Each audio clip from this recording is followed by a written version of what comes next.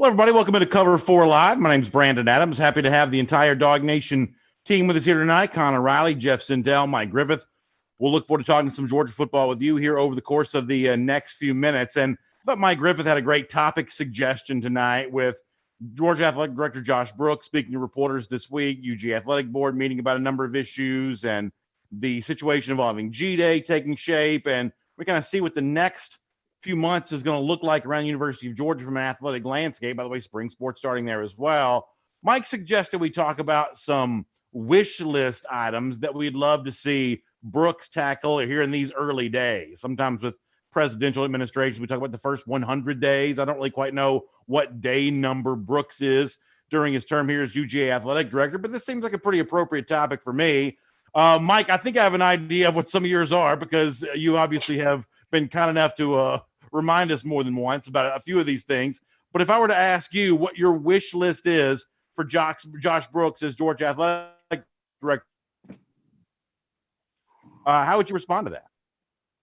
Well, I know you think I'm going in the direction of the Jacksonville game, but he's already got his head football coach talking to him about that. So I don't need to say anything about the Jacksonville contract being extended beyond 2023. I'm actually thinking in some other areas. Well, in fairness, if history is our guide, you'll actually wait to bring it up on an unrelated topic. But I kid. Correct, sir. By all means, the floor is yours, though. You know where I think Georgia falls short, and it's not huge, but it's big enough to say, why aren't you as good as Tennessee and Alabama, is baseball and softball. You know, I was looking at the revenue numbers, BA, and baseball generated $725,000 and spent $2.6 million. It's operating at a huge deficit. And I look at Georgia baseball and I look at Georgia softball, and I think you guys would agree. I think you're all Georgia high school products. As far as the Southeast goes, I don't think there's another state in the Southeast that holds a candle to the state of Georgia in terms of the average high school education, the facilities. Certainly we pay the taxes. There's a 6% state sales tax, and I do so happily because I think this state is wonderful. I think the roads are good, the schools are good, but you produce all this baseball and softball talent, and yet you're not winning championships. Why are you not winning championships? Why does LSU, Ole Miss, Mississippi State, Arkansas, and South Carolina all rank in the top 5 of the nation in attendance?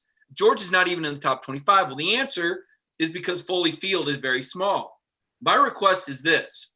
You've got a facility out there in Jack Turner that has the potential to be expanded and blown up into an incredible game day environment where I think you could get 8 to 10 to 12,000 fans to watch good Georgia baseball.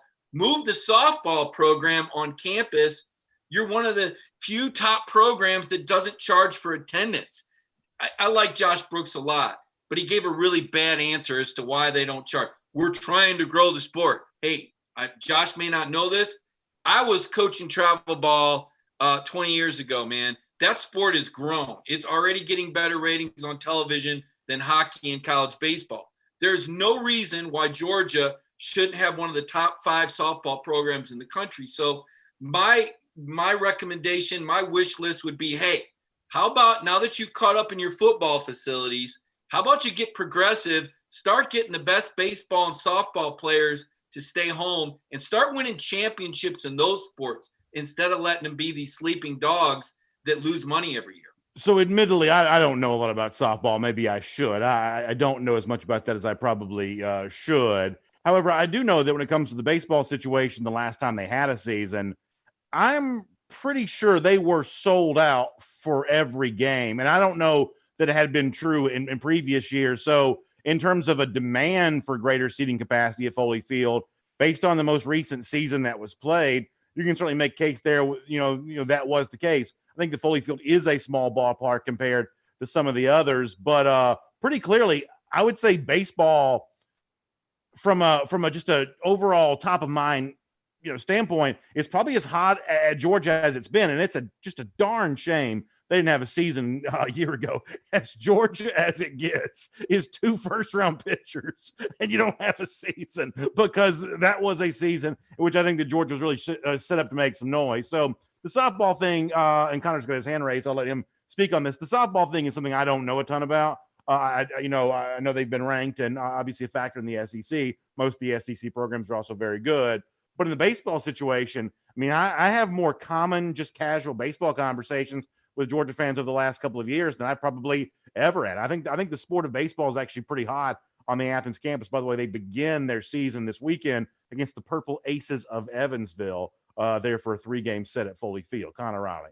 Yeah. In speaking with some sources in my time around Georgia, I know they've tried to expand Foley Field out there in the outfield, but with the sort of geometry of where the park is, you have the Dan McGill tennis facility that just got redone over back around there as well, and it's right next to the football facility. So it's gotten put behind, I think, some other facilities in terms of getting upgraded. Obviously, the football one will always take precedence, and then Dan McGill got redone as well, and Georgia's long had a strong tennis facility. As far as baseball in the state of Georgia, I think one of the issues that I think really plagues Georgia is the top players in the state of Georgia. The reason they don't go play at Georgia is because they're getting taken in the first round of the MLB draft. One key difference with baseball is top guys, if you're a top player, a lot more often than not, you're going to be a first round draft pick. CJ Abrams from Blessed Trinity a few years ago, he was taken in the top 10, I think, by the San Diego Padres. So baseball, it's a tricky situation there. And to Mike's larger point, I do think that if baseball wants to truly expand, it's unfortunately probably going to have to go off campus for its stadium. I also think this, and Jeff will let you weigh in here, but you look at the places in the SEC that are really making money baseball, LSU, Mississippi State, places like that. These are non-major league markets. I think one of the challenges that Georgia's always going to have from a swing in the bat standpoint is that it's doing so in a major league market, and that's always going to suck a lot of the oxygen out of, conversations around those spring sports. Jeff, you got anything to add to this? Yeah. Hey, guys, first of all, I can't believe that's the longest stretch of softball and baseball talk that we'll probably ever have on this show. To lead off a show, no doubt. Well, I gotta tell you, Jeff, a few years ago in the SEC Country Days, I was out in Arizona visiting my parents, and there was a huge softball tournament out there. And I asked Chip, who was with us, I said, "Hey, Georgia's out here. They're getting ready to play Arizona State. Is it all right if I cover this game?" He goes, "Softball?" I said, "Yeah, you had like one of the best pitchers in the country." Speaking as Georgia as it gets, she got hurt. But yeah, I mean, it's a big deal. I've been to the Women's College World Series 6 times. It does incredible ratings on television. It's fun to watch. And like I said, I'm partial to it because I had a daughter that played college softball and I coached travel ball for 10 years. So I'm well aware of how great Georgia's softball is. And I look at this program and I say, man, what a sleeping giant. Because the girls in this state that play ball, man, I'm telling you, they're next level. California and Texas, Georgia, right all there together. Go ahead, Jeff. Sorry. You got it, Mike. You got it. You got that softball itch scratched. Anything else? You got any more drag bunts to get on base here with? I got a different answer. All right. I think it's I guess it's Josh Brooks. Most would say his most important job is to get the baseball and basketball programs to be national championship caliber and also revenue caliber. But I think that's the easy answer. There's another way to say I think Georgia needs to market its track programs a little bit better. If we have to look at it, Georgia's track team, indoor, outdoor, men's and women's, are the highest finishing NCAA entities in all the athletic department over the last 2 or 3 years. But I got an outside the box answer. I think the biggest thing for Josh Brooks is he's got to expand or do something to keep adding to Sanford Stadium, whether they want to enclose the bowl, whether they want to raise it up. Not that 93,000 isn't amazing as it is. And I don't think Georgia or anybody else wants to get into an arms race and have a bigger stadium because I think it reduces the game day experience for a lot of fans. But I think a lot of things like concessions, grab and goes, the user experience, I think the biggest thing is kind of enhancing the golden goose, which is football. If you added about 3 or 4 more thousand fans into Sanford Stadium through some clever construction, I think you might be able to offset some of the losses for the softball and the baseball program. So I will say this, Jeff. I am 100%. Like I'm with you on the idea of there are enhancements that Sanford Stadium needs. I'm not sure additional seats is one of those enhancements because, Georgia's not immune to the same issues that other programs are dealing with in terms of just fewer people want to come to games than used to. Georgia is still a full stadium, but let's face it, around the country, that's an issue. But the more stadiums I travel to, the more places I go, the more I realize that the aesthetic value of Sanford Stadium is worth protecting. And anything that closes off the view from, I'll call it a horseshoe because what else do you call it? Obviously, Georgia's not the horseshoe. That's in Columbus, Ohio. But that beautiful view above the bridge, the quaintness of the fact that you can see a portion of the stadium from the bridge. I got to tell you, as a traditionalist, the enhancements that I want to see at Sanford Stadium, Jeff, I don't want anything to obscure that view because I do truly believe that's one of the things that makes Sanford Stadium special. I just think it's a gorgeous game day environment, and I think it'd be a real mistake to lessen that at all. I think what they've done when they added the west end zone, that was a move made towards bringing it to a more elevated facility. I think what they could do maybe with luxury box seating, maybe taking it to 93 and 94,000, something like that. That's where all the revenue is, folks. We all know that. I think when you look at Georgia and what's left to do in its facilities race, especially in terms of the football program, I don't think there's a lot left to be desired after you've addressed the west end zone, you've addressed the weight room now, you've addressed the indoor practice facility. I think that's almost $200 million in renovations since Kirby Smart's been around. I think you just got to keep making it strength to strength and enhancing the lure and the draw of the football program. Connor, what would your wish list for Georgia athletics be, or what should Georgia fans' wish list be? So this is probably the most radical one. More radical than softball? Yeah, blow up Segment Coliseum and build a new basketball arena.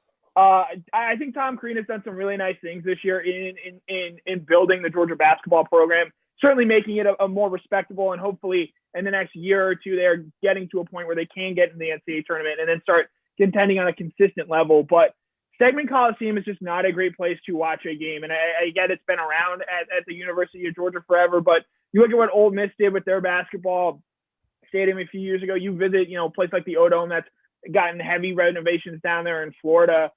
It's just not, to me, a venue that is worth celebrating, worth coming to, worth playing in. And I think if we want to prioritize basketball in the way that it should be, I think they need a stadium that sort of suits this team and what they can be. Because for all that Mike has said about softball and baseball, I think you could say the same thing about basketball, especially with players in this state. So Auburn's new arena as well. You look at the how that has, I think, helped them putting money into that program there. So I'd love to see them reduce that Segment Coliseum from the ground up, completely new building. Obviously, they put in renovations, a new video board, a new backsplash there, but I think it's time for a new basketball arena. So if I had a wish, that would be it.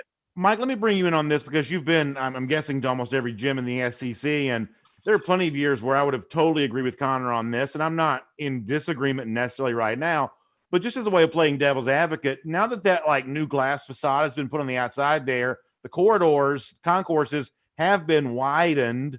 When you also add the practice facility, which I've had a chance to tour before, I'd say that's probably pretty nice. How much of a imperative do you say it is for Georgia to get that upgraded basketball facility, given where it is now? I would say that the recent renovations, I've not been to a lot of SEC basketball gyms, so I can't fully make the comparison, but I would say that it's loads better than what it was a few years ago. Where do you come down on that? Yeah, I'd say so, BA. And, it's interesting because, covering Tennessee, there was an arena there that 22,000 seats, and, they could have 13 or 14,000. It looked empty. Yeah. It didn't look good, so you got to be careful about capacity. To Connor's point, there's no skyboxes, but Auburn, when they built a new arena, this is how bad Auburn thinks of basketball. Their skyboxes aren't even inside. Their skyboxes are on the ground floor and face outward and out of the building because they were built for football tailgating. They weren't even built for basketball. So I think what Connor's talking about, and I don't want to put words in his mouth, but I do think skyboxes are kind of a big deal. You make a lot of money, but the problem is I don't see the corporate sponsorships. It kind of gets back to your, pro sports market. I don't see the corporate sponsors like in Knoxville and in Lexington. You have all those skyboxes packed, and they make a ton of money on those skyboxes. Now, I think you could put some in at the expense of some seats, but right now your capacity is only around 10,000 or so. And honestly, what we're seeing in college sports in general is shrinking attendance and more expanded skyboxes because you're not seeing all those people at the games anymore. And for Georgia, I think the seats are fine. I think it's adequate. I would expand the recruiting budget before I would do any more to I think the facilities are adequate. I think once you start becoming a regular in the NCAA tournament, maybe then you can talk about 14 or 16,000 seats and skyboxes. But right now, I think they need to put their money into recruiting players more internationally, for that matter. Let's be clear how we're using the idea of money in that regard. You mean in terms of traveling to see recruits, of course. Yeah, international and in recruiting, like wherever you can. I mean, Georgia. Not McDonald's bags, in other words. No. Well, it's a fair question, and I'll be honest with you. I had this thought the other day. Georgia's won 4 out of 6 games. They've lost 2 to the top 2 teams in the league in the last 6. And I hear people going, well, that's not good enough. And do you want to be LSU? Do you want the FBI? I mean, how bad do you want it? Do you want to be Kansas right now? Do you want to be Arizona right now? Yeah. Connor says yes, but I'd be Kansas. Yeah. Well, their coach is about ready to get drilled and they're having a bet. But if you want some of the things that have to happen in basketball recruiting, and Jeff knows all about recruiting, and as football goes, basketball is 10 times worse because here's what happens. These players are identified in 8th or 9th grade, and they're not identified by coaches. They're identified by agents who hook them up with shoe companies. And that AAU, let me tell you, you can almost tell where a kid's going to go by whether his AAU team is sponsored by Adidas or Nike. Somehow they end up in an Adidas or Nike school. I'll just say that. But AAU basketball, and people, why don't these Atlanta kids? Because these Atlanta kids, I don't want to put them all, but let's just say a lot of players, let's forget Atlanta, let's forget Georgia, a lot of very talented AAU players at a very young age are already earmarked for certain shoe companies and universities via go-between, I don't want to call them agents, but maybe cousins, uncles, family friends, much harder to get to and identified at a much earlier age. Jeff, go ahead. You've got some comments. I would just say this is the part of our wish list conversation where somebody needs to bring up the long-sought Herschel Walker statue. How does everybody feel about that? It's a great one, Jeff. I mean, honestly, I just think all forms of remembering history, it's always really strange to me. I think you're absolutely right about that. I think that at the very least, you should have a Herschel Walker statue, but I don't think that Herschel's the only person who's potentially statue worthy. Most of the other names you might mention are certainly many, many decades, almost a century ago, so they don't really move the needle with the average fan as much. But I don't think Georgia, I mean, to go to like Bryant-Denny Stadium, and I hate to, give credit to Alabama for anything, but to see all the statues of all the coaches who've won national championships, it just makes for a beautiful presentation. I'm a guy that I like to go visit the major league ballparks, and most of the great major league parks have their own kind of monument park type thing where you see statues of their great players. I love doing that kind of stuff. I definitely think that Georgia could do a lot more to honor its players than it's done. That was not something I'd planned on bringing up, Jeff, but I'm really glad that you did. I mean, I think one of the things Georgia doesn't do is kind of recognize its history. I think the Circle of Honor is a great start, but they haven't done much since then. I think if you use Alabama, well, Alabama, even when it wasn't winning under the Saban area, they had the walk. They had the walk at Denny Chimes where you're a captain at the University of Alabama. You're, I guess they put their handprints, I believe, into concrete, and that's sort of like the Chinese theater in LA. But if you're a captain, it's a very cool ceremony where you're basically encapsulated forever in the walk leading up to Bryant-Denny Stadium in Tuscaloosa. I think Georgia needs more things like that. I think that is a clear gap.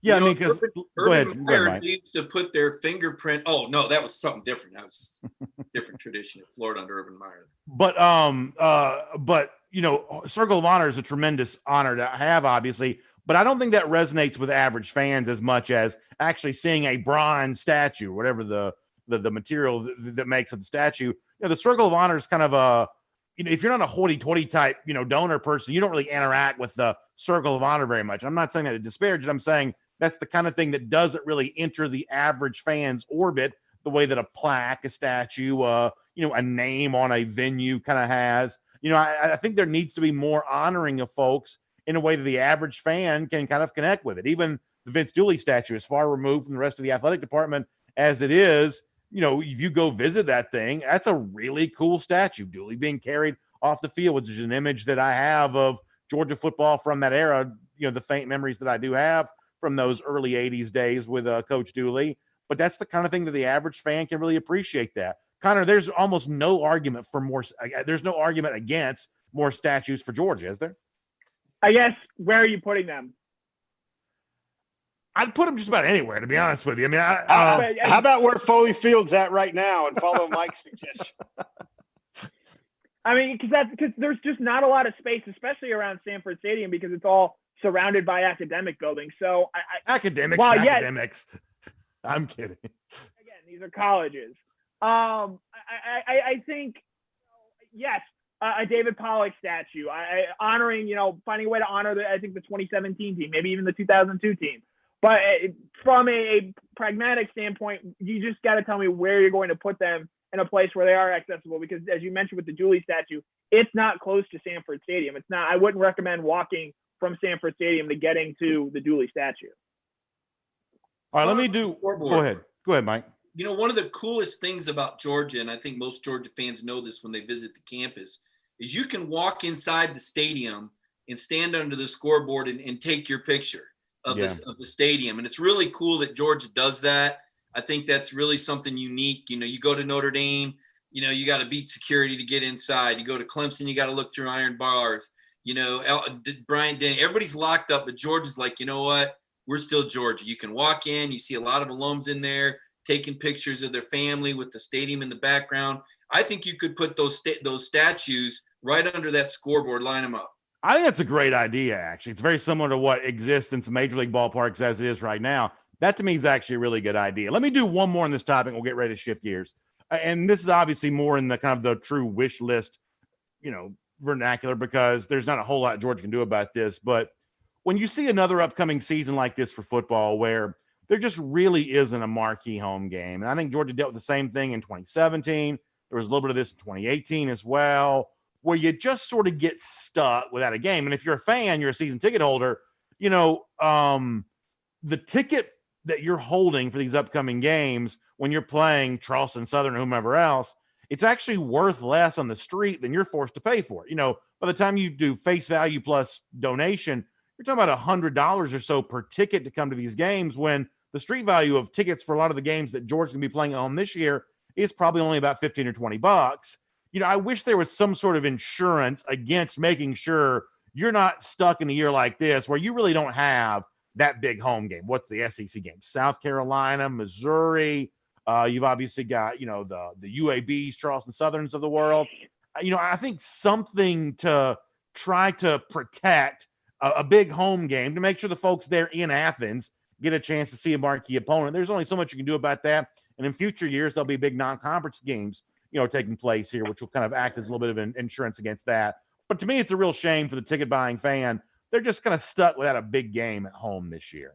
Yeah, you can't have your cake and eat it too, because you want that game in Jacksonville as much as anyone. But if you want a better home schedule, and I hate to admit this, but if you want a better home schedule, play Florida and Athens every other year. And it kills me to say that, because I'm on that side of that. Well, and that's certainly fair. But in this particular case, that is the road game for Georgia this year, theoretically speaking. So, I mean, the home game for Georgia would have been a year ago.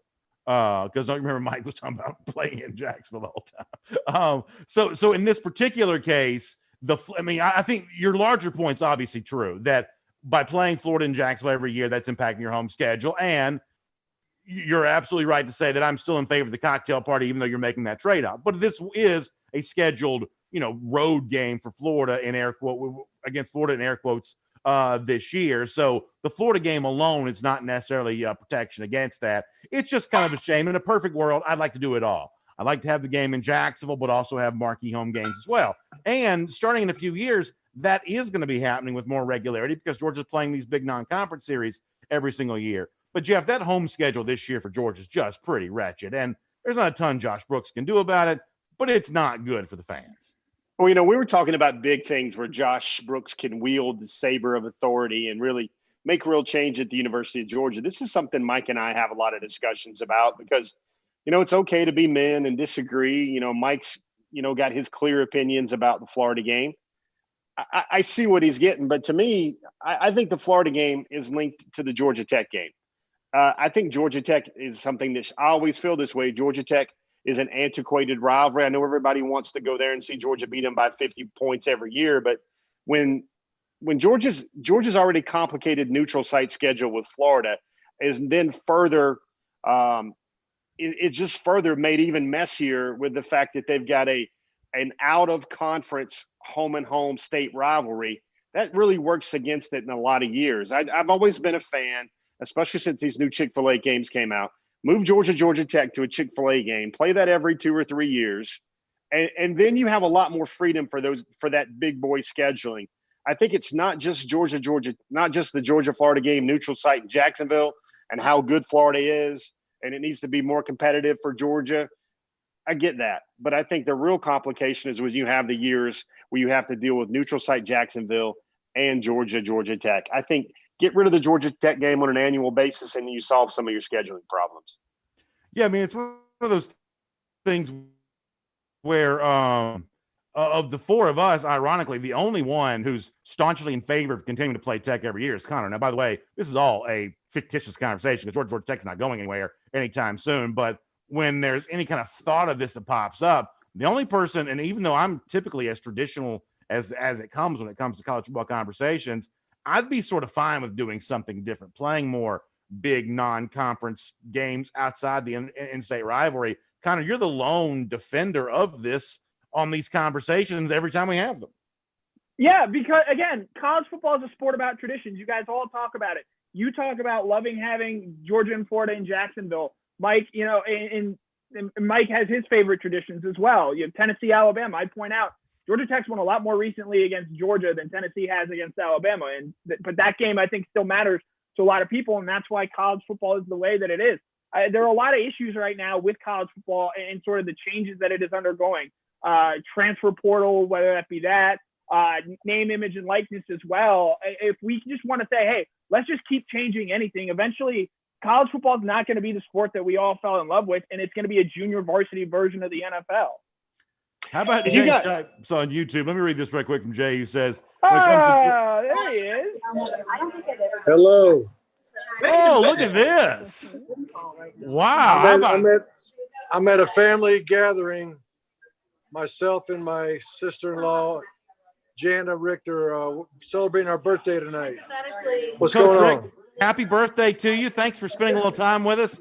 What a treat this is. And as I said, happy birthday to you, sir. Let me find a spot I can hear. We'll allow you to do that. Nice to see Coach Rick checking in during a family gathering for his birthday there. Quite a surprise here on Cover 4 Live here tonight as he tries to get settled in a okay, it's a little more quiet now. I can. Coach Rick, happy birthday to you. Thank you for spending some time with us here this evening. Thank you. I appreciate it. You're looking good in the Georgia G, by the way. Yeah, I got that thing. I'm rocking a little Georgia. Hadn't worn any in 5 years, so you can see the G there.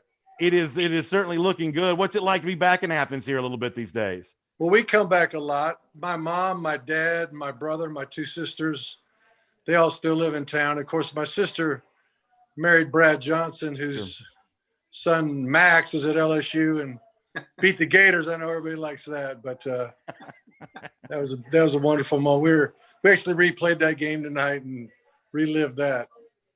Certainly the thrown shoe is always really fun to watch. We go back and rewind that a couple times, right? Exactly. What else is on the plans? What else is on the plans for the birthday?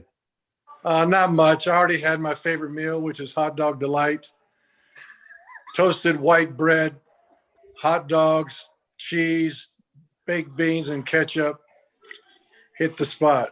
Well, you've seen that on social media before. That's quite a shocking photo to see the first time you see that. No, that's what you're diving into, but certainly you deserve to have whatever you want on your birthday. Yeah, every year I have hot dog delights, so that was the deal. Anybody want to jump in? DAWG, by the way. I like that as well. Anybody want to jump in with a question for Coach Rick here? I guess, Coach, I would just ask, we were talking a lot about Georgia traditions and statues and things like that, and obviously you had a incredibly long and successful run at Georgia. Was there anything as far as Herschel Walker or statues or things about Georgia that you thought of or things that you really loved as far as the Georgia traditions? Yeah, well, we kind of we brought back the dog walk under my tenure. Before, they used to go on the railroad tracks back in the Vince Dooley days and Herb Russell and all that kind of good stuff. And then when the stadium got bowled in at the end zone, I think it changed everything, and we decided to relive it somehow. And I remember my first dog walk was so emotional for me to see all the Georgia fans and the passion. And it was a very memorable time for me. How nice is it for you when you see a tradition like that continue? Now, obviously, this year with the pandemic made that more difficult to do, but how nice is it for you to see some of those things that you helped kind of bring back to Georgia still living on to this day? Well, I love it. I mean, anything that can, bless the school, I'm all for. I mean, 15 years at Georgia were wonderful for me and my family. My children, still think of Athens as their home. My son, John, right now lives in Winder area, and he runs that D1 Athens sports training facility just in Watkinsville area. So sure. we visit John, and he's got our early grandchildren. So we're in town about 1 week out of every month. Jeff, you got a question for Coach Rick? Coach, good to see you, man. Happy 60th, by the way, sir. 61, actually. 61. Oh, wow. Coach, we were talking on this program. Everybody has their opinion about the Georgia-Florida game, and does it need to go home and home? Does it need to go one in Atlanta, one in Jacksonville, one in Gainesville, one in Florida? Coach, you've got so much time invested in that rivalry. Do you have a thought about that, about what makes sense for maybe Georgia and what makes sense for college football and that great tradition? I think it's not neutral site where it is now. Obviously, it's in the state of Florida. It's in Jacksonville, so it's not neutral, in my opinion. But if you want to have it in a neutral site, have it in Atlanta. That's neutral too. So, in my opinion, if you're going to say let's do a neutral site or let's keep the tradition of Jacksonville, let's at least alternate with Atlanta in the Mercedes Dome, and see how neutral that feels to the Gator fans. Well, Coach, that's certainly something I've heard you talk about a lot over the years. And, obviously folks like to relive your legacy and look back on the things that you did at Georgia. And my memory of that is in 2002, when you guys go to the SEC championship, it was the first time Georgia had been there, had not won the division in any of the previous years before that, won an SEC championship, breaking a 20-year drought. How much fun was that for you to kind of bring something to Georgia at the time that fans were really craving? I've talked to some of your current players. They're obviously very proud of that. Right. Well, like you say, it was 20 years since the last SEC championship, so that was huge. It was like the first time, even though it happened many times before under Coach Dooley, but it felt like the first time. And, but the game that got us there was probably more exciting, the Auburn game. Yeah. When we hit Michael Johnson in that left corner of the end zone on a fourth down shot where David Green did a beautiful job of pumping the ball to the right and launching it left and giving Michael a chance. And, that game there was the one that got us in the game. And we did it in, really exciting fashion after playing such a horrible first half. And then John Stinchcomb giving everybody hell in the locker room. And then we rose to the occasion and won that thing in a very exciting way. So that was probably more exciting than the championship game. Winning it, the locker room in Auburn was a little more wild than the one in Atlanta. As a coach, how much pride does it fill you with knowing that you can have a player-led moment like that? It doesn't have to be you or one of your colleagues peeling paint off the walls, that a player will do that for you. It was one of those times where I knew if I said anything after what Stinchcomb said, I'd have ruined it. So I just said, he said it all, man, let's go. And sometimes that's the best thing a coach can do is say, let's go, and not screw up the moment. But anyway, man, I got to run. I got family here. But thanks for spending a little time tonight. Coach, happy birthday to you. It's a real thrill to have you on here. Great pleasure. Continue to enjoy the time with your family, and it's great to see you so happy and doing so well. All right. God bless you guys. We'll see you. Wonderful, Go That's the Dogs. coach. wonderful opportunity there to catch up with Coach Rick. So, Connor, you knew this was going to happen? I did not. No, I was stunned. I'm kind of disappointed we didn't sing happy birthday to him right there. I think that would have been a good viral moment. So, Mike, is that your doing? Is that how that comes together? Yeah, it's his birthday, and what could be better than spending his birthday with Brandon Adams and Cover 4 on a Monday night? I just, Coach Rick's in town, and he really is a part of the fabric of this community. I know for a lot of fans, it's out of sight, out of mind, but you heard how many of his family members are here. I think he's entrenched in the community. And one of the things that I've said about Georgia that's unique is that they continue to embrace their coaches. In other places I've been, when a coach leaves, they say mean things and he's the worst. But Georgia fans really hold their former coaches with a lot of respect and a lot of appreciation. I think that's one of the coolest things about the fan base. And honestly, part of it with Coach Rick is he's just an incredible guy. I mean, this is a guy that hired Kirby Smart in 2005. He still roots for Kirby Smart.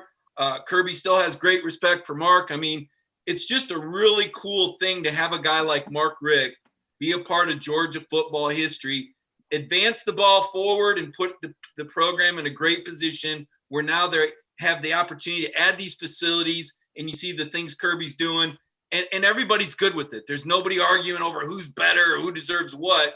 You saw how relaxed Coach Rick is, and I saw how you guys reacted with him. It's like he's part of the school tradition and part of the history.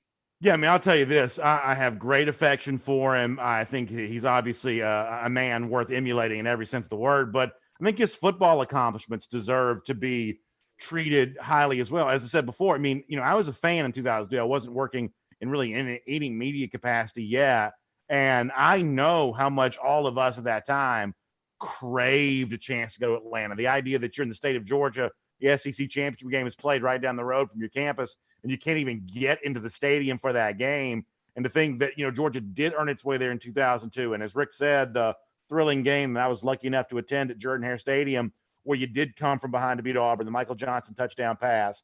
Those two SEC championships, Georgia won the 2005 SEC championship. It was like a 2-touchdown underdog against an LSU team that had the number 1 overall draft pick. Les Miles, hot shot coach. Georgia's a pretty big underdog that day, but dominates LSU in that game. And then obviously coming very close in 2007 and 2012 to, maybe winning it all and just having it come up just short. I know it's not the ultimate prize, and I'm not going to pretend that there isn't a huge desire and restlessness at Georgia get that done. But I'm also, Jeff, not going to pretend that what Rick did wasn't in its own way significant and a big step forward from the previous couple of decades for the program, unfortunately. Man, that was just great, man. I'm sure I was looking in the YouTube comment section and everybody was like, what just happened? What's going on? They got the snap. All you can say, I don't really like what is the thing with Coach Rick? Everybody's like, well, he wasn't good enough to win championships and bust through the door. He kept Georgia chomping at the bit. He changed his recruiting tactics a couple of times. He had to deal with Urban Meyer at Florida. He had to deal with a lot of challenges, the rise of Nick Saban at Alabama.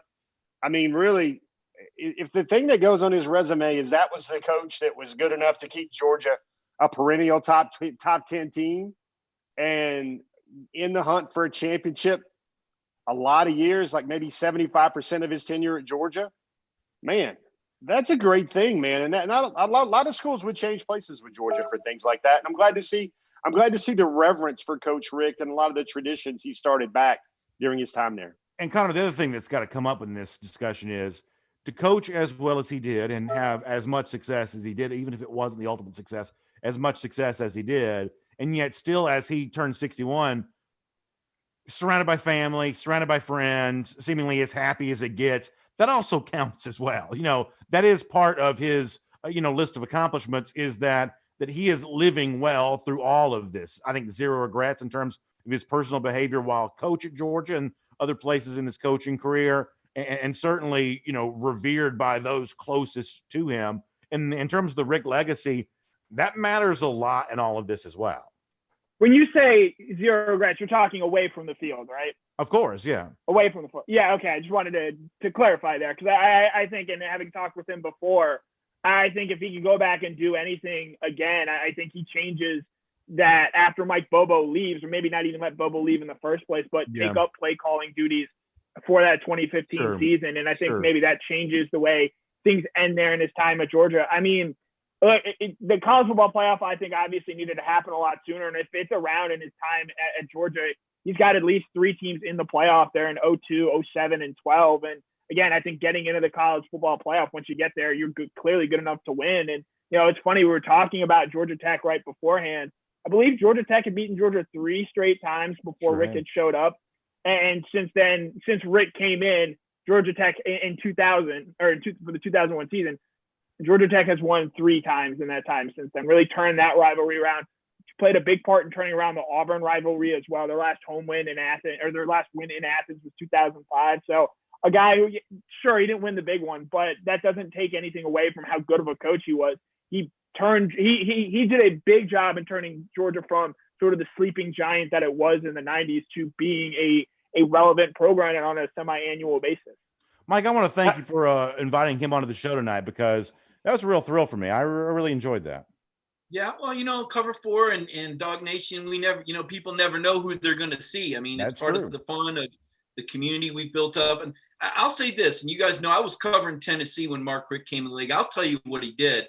When Steve Spurrier left, when Philip Fulmer delivered that last knockout punch in 2001 and beat Spurrier at the Swamp and knocked Florida out of national championship contention as a 17.5-point underdog, the party was on in Knoxville because Spurrier was leaving for the NFL, and it was finally going to be Tennessee's time, except for Mark Richt and the Davids. That's what Mark Richt did. He was a giant stopper in Tennessee's quest to take over the East after Steve Spurrier had left Florida. I mean, we all thought, like, well, now that Spurrier's gone, this is all about, because Tennessee won like 8 in a row. But Mark Richt comes in the hobnail boot. Now, Tennessee still had a chance to play for a national title in 01 had they not lost the championship game to LSU and a guy by the name of Nick Saban. But the point was Georgia turned out to be a huge roadblock for Philip Fulmer's quest to make another run for a national title in the 2000s. Well, here's the other thing, Jeff, and you're my era. So you and I are kind of the same era on this. Prior to Rick, and I've got great affection for his predecessors as coaches as well. But prior to Rick, there had been a long drought of what I would think of as big wins, right? There just weren't enough of those in the preceding years. When Rick won the hobnail boot game in 01, and listen, that wasn't a perfect season. Georgia only went 8-4 in 2001. So there were some issues in 2001, some games that could have been won that didn't turn out to be victories. But by getting that win, top 10 team on the road, Neyland Stadium, Georgia hadn't won in Neyland Stadium since 80, I don't think. Didn't play in every one of those years, but it had been a long time since Georgia had won in Neyland Stadium. But that sort of set up a standard where Rick was going to win big games, at Tuscaloosa in 02. As Rick said, at Auburn in 02, back when winning at Auburn was a really big deal. Defending national champion LSU in 04. Rick went on a run of getting really big wins in a way that road games, marquee opponents, in a way that Georgia had not really been doing that with regularity in the few years prior to him, prior to Rick being hired. You know what I love the most about Coach Rick is he's the true kind of servant leader. Like when you think of all those teams, you think of the Davids, you think of Matthew Stafford, you think of Noshawn Marino, you think of Aaron Murray, you think of Stinchcombs. You don't think of the coach front and center saying, looky here. Remember the great stories with David Jacobs and what he did? You remember they gave him that football when he could no longer play. You remember the comments made by Arthur Lynch when his time at Georgia was over. He talked about, being greater men. And really, I know that sounds like a Hallmark card, but that's real life. And what he did really is he brought Georgia to the table every year in the SEC championship discussion. And that was something you could not say every year about Georgia since Coach Dooley was the head coach at the last SEC title in 1982. The one thing that went through my mind, and we can just smoke screen and tunnel screen this to this whole panel, I want you to give me a quick knee-jerk response about Mark Richt's best team. 2002, 2007, or 2012? What do you guys think it is? I think it's 07. I agree. I think it's 07 as well. Yeah, I actually covered that Sugar Bowl against Hawaii against Colt Brennan from Modern Day High School. Woo, spooky, right? Modern Day, you got JT Daniels now, same high school as Colt Brennan, full circle, trying to tie it together. No, but that team was so dominant. I'll allow it. I mean, listen, the 2012 team had obviously, I think, more pros. If I'm counting correctly, certainly on defense they did. But the 2007 team was just playing so well at the end of the year. And as Mike points out, my kingdom for another opponent in a bowl game besides Hawaii. And you'll talk about a man in need of a show on that night on ESPN, watching those ESPN talking heads absolutely betray Georgia by making the case for, well, Georgia can't play for the national championship. It didn't even win its own division. And then all the voters in the AP and coaches poll, like the good little sheep they are, taking ESPN's marching orders and doing exactly what ESPN told them to do, which was move Georgia down after the upset loss by West Virginia and everybody else. And then a couple of years later, by the way, the whole idea of you have to win your division to play for a national championship was totally thrown out the window 2 years later for Nick Saban in Alabama. Probably more than two. No, it was LSU. It was actually 2011. LSU. Yeah, 2011. That's right. I was thinking 2009, but it's 2011. You're right. Go ahead, Mike. Yeah, so this is, I always talk about sports information director Claude Felton, and people are going, why are you talking? That night was the night Claude showed why he was a Hall of Famer. Guys, he let the media talk to the Georgia players on the field because the game ended so late. Georgia was aware of what was happening with the polls. Claude was aware. Mark Richt gave Claude that power. We did interviews with the players literally as the clock hit zeros because Georgia recognized the importance of getting those players' comments out to the fans and the pollsters. So you want to know why you got a Hall of Famer there in Claude Felton. He is way ahead in the game. That was an amazing night. Well, the other thing is Rick goes on ESPN that night to make his case for Georgia. He made a very impassioned plea. I thought he did a great job. Then the flood of coaches kind of follow behind that because you had like Oklahoma and I think, schools like that were kind of involved in that discussion. I thought Rick made an impassioned plea. Connor, I don't mean this to be a condescending question, but how old were you old enough to remember and be around for the 2007 stuff, as crazy as that season was? I was not a Georgia fan at that point in time. I was sort of a more national college football fan at that point in time. Following along with that drama back then, though? Yes, and I was aware of it. And again, if there's a playoff that season, by the end of the year, Georgia is very clearly one of the four best teams in the college football playoff. They're playing there. I guess they're probably playing LSU, Ohio State, and I think Oklahoma is probably the fourth team in there as well. So yeah, it would have been a thrilling conclusion to what was, I think, a largely great season. And the 2007 team, I think, had the highest peak. I think the 2012 team was the closest he came to winning a title. Yeah, I mean, retrospect. Yeah, I think that's right. In retrospect, Jeff, the 2007 BCS title game should have been Georgia and LSU. 4 years later, they'd put LSU and Alabama. The BCS title game should have been Georgia and LSU, two teams that did not play each other in the regular season. It was not a rematch in any form or fashion. Those are the teams that should have played each other. I mean, you look at it, I'm hard-pressed to think of a better trio. Everybody talks about, remember the triplets with Edgerrin James and Peyton Manning and Marvin Harrison? That's just about the same era. Has Georgia ever had a better A.J. Green, Matthew Stafford, Noshawn Marino? Have they ever had a better 1-2-3 punch? Probably they didn't have Green in 07. Yeah, he didn't get through to 08, but as trios go, that's as good as it gets. Well, in the 07 team, but you had Massaquoi was still on that team. Thomas Brown was on that team. I think, the only one that comes to mind is Zaire, Hastings, and Hurst. But the star power of the quarterback alone, let's face it, everybody wonders about Matthew Stafford and his legacy and what he kind of left on the bone at Georgia during his time there. But I doubt any naysayers or program callers would have been commenting about Stafford's arm or Stafford's accuracy or Stafford's mobility on a daily world famous program like your own, Brandon. I think most people would have been pleased with Stafford under center. Yeah, no, I think that's exactly right. Well, obviously the appearance by Coach Mark Richt a moment ago was a great surprise and kind of got us off track here a little bit. We'll do a couple comments before we get ready to go. Jeff, I do want to bring up the subject, though, of the extension of the dead period.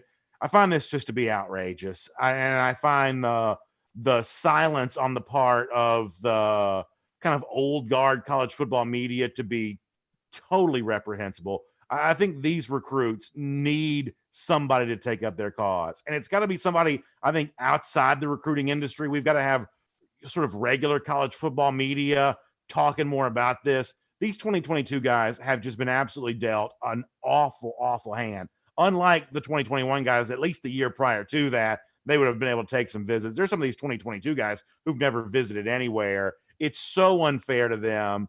And by the way, this is not a Georgia-centric take because Georgia's going to sign a great class whether there's visits or not. The 2021 class is proof of that. But what we are doing, we as kind of a college football world here, to these recruits right now, good for you for getting some guys to go on the record talking about it. This whole thing is just, I think it's a shameful chapter for college football.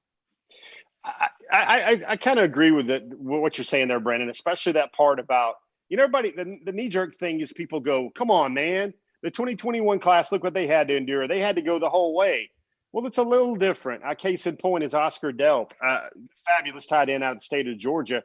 Oscar Delp's recruiting didn't really blow up until the first part of his junior year when he stacked together some really big games. And then he's now got more than 40 offers, every offer in the country. And he had never been on a campus as a big boy recruiter, as a hosted recruit where everybody's like, hey, that's Oscar Delp. You need to go talk to Oscar Delp. You need to see Oscar Delp. Oscar Delp needs 35 minutes with Coach Smart, an hour with Coach Smart. He never really got to see that. And he's got so many options. A lot of the 2021 guys, the really advanced guys that the big boys signed, they were already on campus a lot of times. I've been talking to a lot of parents about this week, but here's the crazy part. The last time we had recruiting, really, really recruiting, where they had big photo shoots and lots of people there and, 10, 15, 20, 30 kids on a junior day, that was in January of 2020. When the 2020 Go ahead. When the 2020 class was trying to still get signed, you have the month of January. That's when a lot of the 2021s came in. The 2021s also got a chance to come to games and be hosted recruits during the fall of 2019, that season. For almost all of these 2022s, and especially these 2023s, they don't know what it's like to put on a jersey. They don't know what it's like to go sit in coach's office face-to-face. They don't know what it's like to get in a golf cart and go around. And when you got just Zooms and you got this decision now where you're really going to have about 2 or 3 months where after that, they've got to get their high school seasons going, their senior years.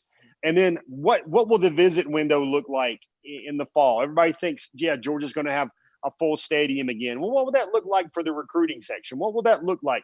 Will they have to only bring in 20 recruits a week? Everybody have to be spaced out?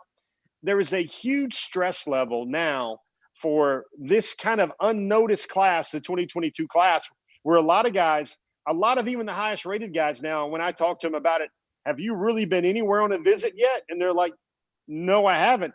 And that is really unprecedented. And I tell you what, Brandon, if they don't have a plan in the middle of April that announces what's going to happen in June, like it's going to be tiered, you're going to be able to come in select waves, schools can only host like 10 a weekend or whatever. If they can't fix that, if they can't get things going quickly in June, I think it's going to get even worse. And who here on this panel, raise your hand if you think the NCAA is going to have that really figured out and dialed in by June the 1st for everything over the summer. They don't want to do it. That's the problem. Connor, go ahead.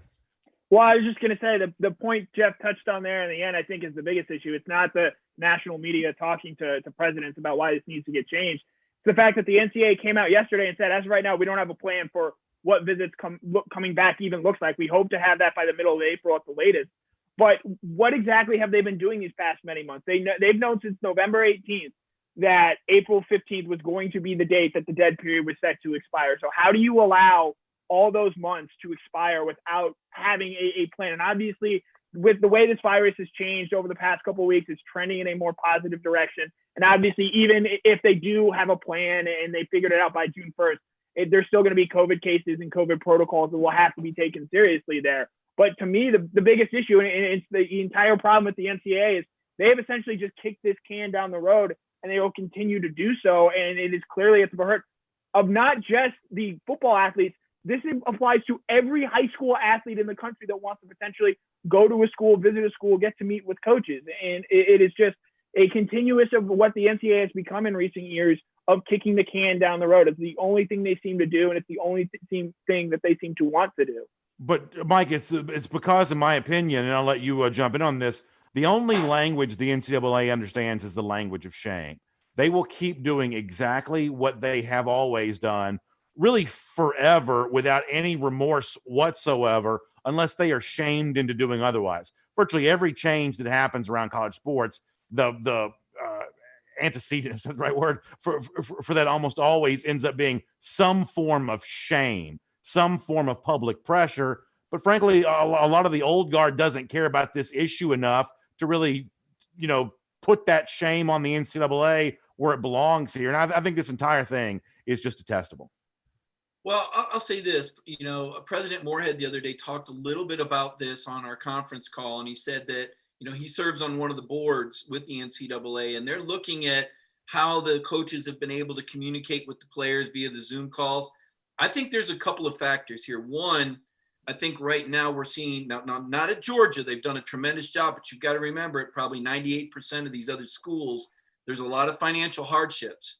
It costs a lot of money to spend on recruiting. I think right now they're trying to, recruit a little bit of that money. The budgets aren't quite what they were. You spend all this money on recruiting, maybe you have to kill your track program. Maybe you have to deny opportunities to other student athletes. Now there's a balance in here, but, and I guess I would want to know where Jeff stands with this, but when you hear the coaches speak at the summer meetings, they talk about how the recruiting calendar has become 365. It's a breathless time. It's 24/7. I think that we're in the midst of a reset. I think there will continue to be some Zoom contact. I don't think it's going to go back to being quite what it was before, Jeff, but I'd want to get your thoughts on if there is room for the pendulum to swing back a little bit back where it was before recruiting became a 12-month scenario. And if you think some of these Zoom practices could work moving forward and what some ideas might be. Yeah, here's the thing. There's two things, and we could do a whole show on this. The first thing is I'd love to hear the NCAA, and Brandon, I get my Game of Thrones memory bank generator when I hear you going, shame, shame, shame, shame. First of all, how in the world can D2 and D3 schools recruit? They're hosting, they're talking, they're bringing kids in right now. D1 guys are not. And you talked about the language of shame, Brandon. The language the NCAA really understands is the language of money. And that's the thing that makes things go. I think one of the things I tweeted out when all this was coming is I said, very simply, I don't think the recruiting model will ever go back the way it was. I don't think we need the 12 months of chummy where a guy makes 16, 18 trips. I think Amarius Mims still ended up taking over 15 trips to Athens. I know a lot of players took like 20-something trips up to Athens when they were considered a recruit. They were always there every weekend. We don't need that. Here's the main things that are missing. You need an evaluation period where you can go see these players in April and May, watch them. So that way, one thing, the coaches get to see exactly what they're signing and exactly what they're recruiting. And then you need to have a chance for them to come take their official visits and make their decisions. I think I can see it. I see a model where there used to be only maybe 2 months out of the year that was a dead period. The rest of it was a quiet. The rest of it was a contact and evaluation period. I think you're going to see a recruiting model change where maybe you're going to have dead period about 4 months out of the year where you only need the camp days in June and July. You need the ability to go see them in the fall. And then you need the ability to go see them in April and May. And then you would also have the January month as well. I think you're going to see a lot of consideration where they go time savings. Well, really, this hurts Georgia a lot because Georgia, I know Mike is riffling through those budgetary expenditures right there. Well, Georgia in the last fiscal year had like $3.7 million earmarked for recruiting, for Gulf Streams and charter jets back and forth. And really, they just had to sit on it because they didn't have the chance to spend that money. And that is how Georgia's brand extends out to California, how Georgia gets guys in Utah, goes and gets guys in Arizona. It's because they have the resources to make all that stuff happen. And when that kid comes in from Arizona or California, it looks like the 4th of July with slip and slides and scavenger hunts and everything else like that. I think it brings the have-nots back into the pack with the haves. When you reduce the recruiting expenditures, you reduce the ability to spend that money that you've earmarked in your budgetary program to really stand out as a first-class program. I think it's the best interest of the NCAA is they're trying to narrow the gap and make things easier for those lesser programs to keep up with these schools like Georgia, Alabama, Ohio State, and Clemson, the ones that are spending $2 and $3 million a year on recruiting. Jeff, I think you're right. I think that's disgusting, especially when it's done under the cover of global pandemic. It's not safe. This has not been about the virus for at least the last several months. This is not about the virus anymore, in my opinion. It is about trying to put the toothpaste back in the tube in relationship to recruiting, redistributing the power within college sports away from the recruiting industry, but also about money for the programs that can't afford to do this at the same level that programs like Georgia and programs like that do. And the fact they use the pandemic as cover to do this, once again, the only word I can think of on that is just shameful. Any final thoughts on the topic? Brandon, I think that's a great way to end it. Shameful. We start out our program here with softball and baseball. We are blessed to have Coach Richt here on the program. And now we just chopped up dead period. I know, Brandon, you always look for something to end these shows on. That looks like you've got a worthy topic right there. Well, let's take a couple of comments before we get out of here today. Clarence Dawson, thank you for the kind words on that. Kenneth Wiggins says, no recruiting visits. We can have thousands of fans in one stadium. And really, recruiting is the only thing we're not doing right now in big-time college football. Now, obviously, everything is limited because of the pandemic, but the recruiting process is really the only thing we're not currently doing. Well, aren't the players – I mean, didn't I read, Jeff, where some of the guys came to Georgia anyway? I mean, wasn't Brock Bowers here? I mean, they just paid their own tickets. They Yeah. bought their own tickets. They walked around the campus on their own. I mean, Brock Bowers and his family, guys, I think they took 3 trips to Georgia out of their own dime from California in order to check out and make sure they were making the right decision. Of course, that family had the resources to do that. But, you know, and these guys were going up to Athens and they went to a fishing hole and they went and hung out. I mean, they can still get it done. They can still do recruiting. I mean, commitments are happening. Silent commitments are happening. Guys are talking. Guys are making – I mean, guys are just really fed up with it. I talk to so many players and they're like, man, I'm on the Zoom all day for school. I don't want to get the Zoom on 3 or 4 times a week now to talk to coaches. They're just fatigued and burdened by it all. They want to just get the process over with. Doesn't it hurt Alabama more than a school like Georgia or Ohio State or the Florida schools because of all the talent in this state? Doesn't it really hurt programs like Oklahoma's and Alabama's that really don't have that in-state talent that really do need to get on the airplane anytime they get people out? No, Alabama just signed the best recruiting class in the history of recruiting. Alabama and Ohio State, and even Georgia, I think to a certain extent, they're not hurt. They're not hurt by this pandemic. I think these machines at Georgia, Ohio State, Oklahoma, to an extent, are at a place where they're recruiting so well, whether there's a pandemic or not, they're going to find a way to continue to get the best players in the country. But Mike, I think the point that you make is kind of an interesting one in that. So Georgia leaned on in-state for this class. Alabama leaned on prestige. If you don't have in-state, you don't have prestige, you're in trouble. You know, Alabama was able to say championships, first-round draft picks. They leaned on that because right now, as you said, no one can lean on visits. Well, but a lot of that recruiting was done 2 and 3 years ago when they really start getting on guys their sophomore and junior year. It's this year, you know, with the guys that, and Jeff, correct me if I'm wrong, it's the freshmen and the sophomores that maybe you're not getting out to see, that you're not, you know, making that first contact with, that you're not discovering the discovery phase, to me. So a lot of the recruiting that's done this year, that kind of, the hay's kind of in the barn from what they did in 2019 and 2018 on the road. Like I tell you, a program it may have hurt, like a program like, say, Auburn. Now, some of this could have also been related to Gus Malzahn losing his job, but we saw the air come out of the Auburn recruiting balloon before December, before Malzahn lost his job. That's a program that does not have prestige to sell right now. And at least in the same way that Georgia can't really sell geography either, because obviously it shares a state with Alabama and fights Georgia over there in the western part of the state. You know, the Auburn recruiting stuff really became deflated before all this came to an end. That's the example of the kind of program that may have been hurt as much as any by the pandemic. Or Tennessee, another state that doesn't have a lot. And, you know, and obviously Georgia basketball was hurt. You know, Tom Crean wasn't able to get out there and sell that Ant-Man momentum. Yeah, exactly. Let me see if we got one more comment we can do before we get out of here. Noah Sheldon says if we can't get visits, we'll end up with another disappointing recruiting class. No, it wasn't that disappointing. I mean, let's be fair here for a moment. It wasn't number 1 overall, but it wasn't that disappointing either. All right, let's see what else. Anything else before we get ready to go? Mike, as Brandon's looking for another one, I think it comes down to I think of myself in Home Depot or the local department store with my dad when I was young. When you're trying to buy a product and you don't really know which one to get or which one you're looking for, you go to the brand name. You check down to the brand name, and I think that's why Alabama did so well. I think that's why the big time schools that have all the minimum. I want to stress this thing though. The biggest thing that's missing is the evaluation. You're going to have more busts. I hope that the 1 year transfer rule, the one-time transfer rule comes into effect. You have so many guys that are making these decisions, never having stepped foot on a campus or even in the coach's office. But the thing that really makes the most sense to me is the evaluations. Like Georgia used to bring in waves of guys at camps in June and July.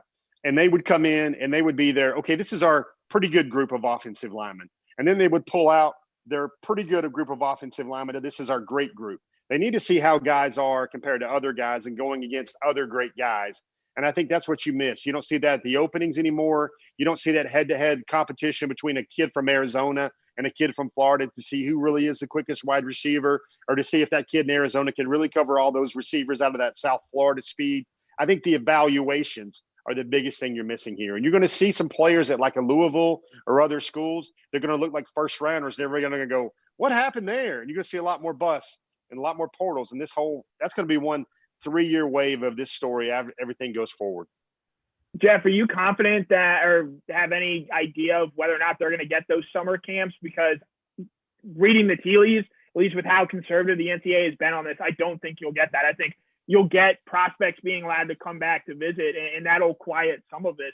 But the larger issue, as you just laid out there, is the lack of coaches being able to get on the road and go out and see those players. And I don't think we're any closer to seeing that. Yeah, I don't think you'll get that. And I think when they do come back on it to begin with, you're going to have like 10 guys every weekend. And what it's going to do, it's going to streamline it so much where, can you imagine if they listen to this? This is a nightmare. Let's say they have 3 weekends in June where you can have visits and every school can only get 20 at a time.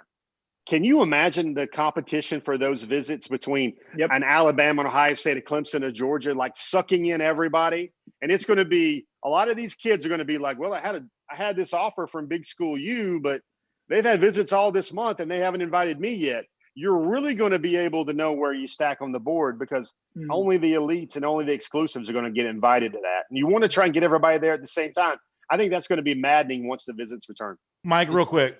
Yeah, it's going to make those home games so important for visits. Thank goodness Georgia has such great home game. Oh, wait a minute. There's one they can't have recruits at. But, yeah. So that's something to think about. Hey, let me do this real quick. Derek Greason asked this on Facebook. The G-Day situation with tickets, they are $10, but his question is more along the lines of, do you think they get into the hands of average fans? Is the average fan going to have any chance to attend G-Day? Mike, I know you covered the meeting this week. What are your thoughts on that? I think so. I think this is a good one for Connor because he knows how the brawls are for tickets in Athens a little better than I do. And Connor, you wrote that story today. I'm going to defer to you on this one. How is that going to shake out with the ticket market?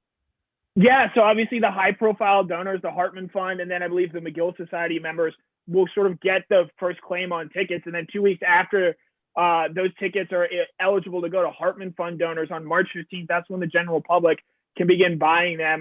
I imagine you're going to see, probably a healthy mix, but as far as what it ultimately ends up looking like, obviously the wealthier donors, the wealthier class, BA's friends, so to speak, are going to get their first crack at those tickets. But I think, again, Alabama is doing something similar where it's 20 to 25% capacity there.